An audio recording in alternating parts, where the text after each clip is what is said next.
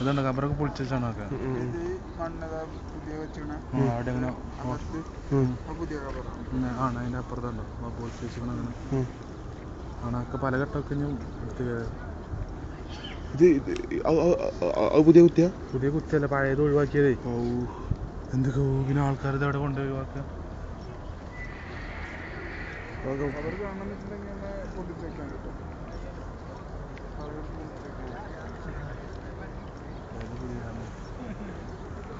ഇവിടെ ഇങ്ങനെ പാക്കിട്ടില്ലല്ലേ